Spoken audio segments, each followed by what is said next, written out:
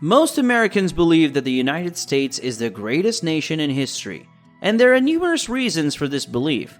However, everything in life is temporary, and when all is said and done, history will judge that instead of America being something to be admired, it might turn out to be the other way around.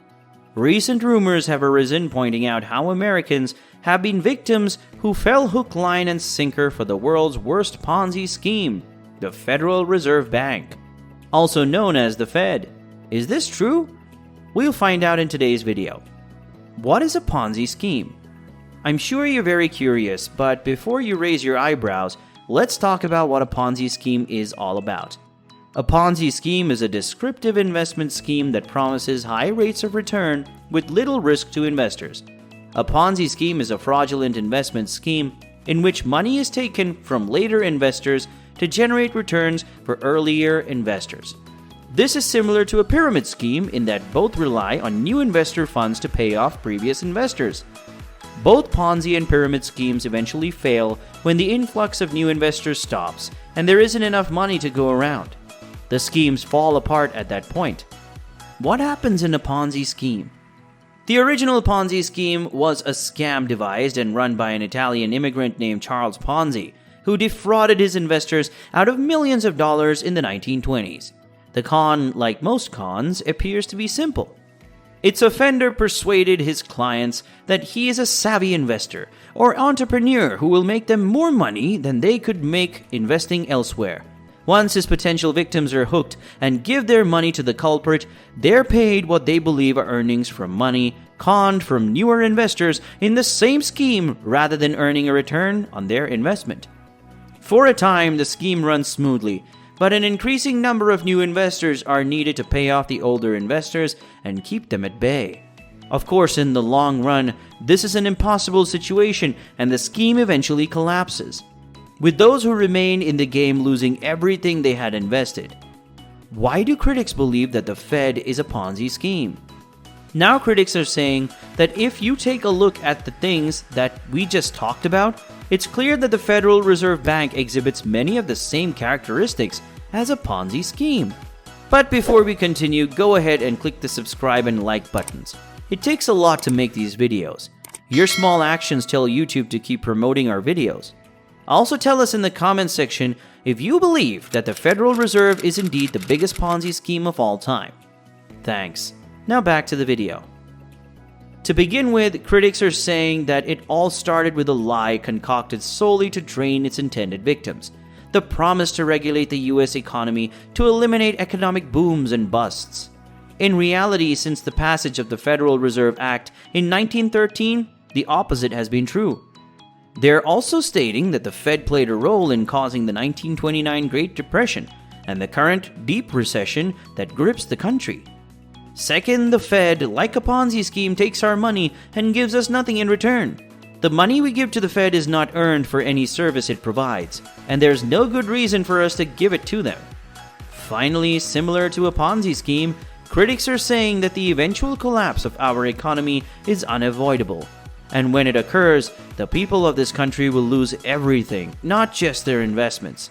We're currently witnessing the beginning of this collapse, and despite what Washington and the media tell us about recovery, none will occur unless we get out from under the Fed's whirlpool of debt and inflation. If you're thinking that everything still doesn't add up, let's take a look at an example. This is how the Ponzi scheme works.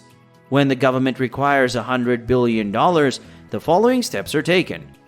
1. The U.S. Treasurer instructs the Bureau of Printing and Engraving to print $100 billion of U.S. bonds. 2. The Treasurer informs the Federal Reserve that it will require $100 billion in reserve federal notes. 3. The Federal Reserve instructs the Bureau of Printing and Engraving to print $100 billion in Federal Reserve notes for $20.60 per thousand denominations. 4. The sleight of hand trick occurs when the Federal Reserve notes are exchanged for U.S. interest-bearing bonds. It should be noted that the Federal Reserve does not always exchange Federal Reserve notes for U.S. currency. Securities, in fact, they can generate the funds with a simple bookkeeping journal entry and avoid the costs of printing and engraving. Okay, let's put what we've learned about the Federal Reserve System to use, and we'll see beyond the shadow of a doubt that the total public and private debt can never be paid off under the current money system. It is mathematically impossible because the funds required to repay debt do not exist.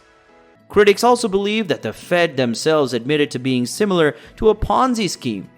In The Story of Banks, published by the Federal Reserve Bank of New York, they admitted that with a $5,000 deposit and a fractional reserve of 10%, in just 3 transactions, $12,195 in loans can be made.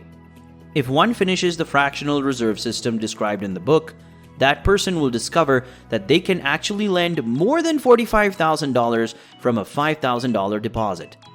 It's like you can just wave a magic wand over $5,000 of your own money and have an additional $40,000 appear out of thin air. Critics believe that is exactly what the bank is doing. What a clever trick! Okay, in the next part of this video, we'll be talking about what critics are saying about the Federal Reserve being the biggest Ponzi scheme of all time.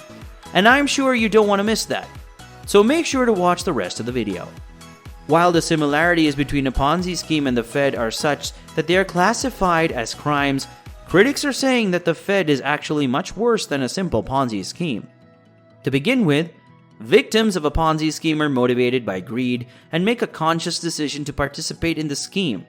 Instead, the Fed has allegedly victimized all citizens of the country, and no one has had a say in the matter because it was Congress that decided for us.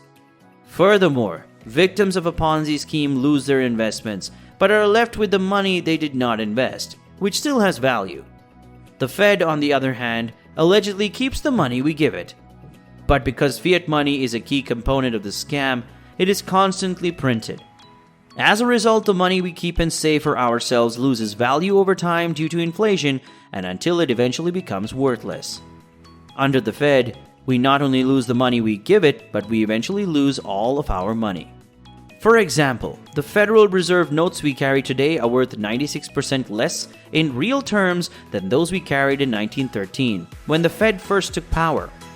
If you had $1 million back then, it's now only worth $40,000. If our government managed our economy instead of the Fed, we would not only be able to avoid the curse of inflation, but we would also be able to avoid paying income taxes. Finally, while the Fed claims that it wants to keep the stimulus going until the economy improves, critics believe that the Fed cannot stop printing because doing so would result in 3 outcomes. 1. The stock market would crash. 2. Home prices would plummet. 3. The government would have no real buyer for its debt, especially in the light of China and Japan pulling back on buying US treasuries.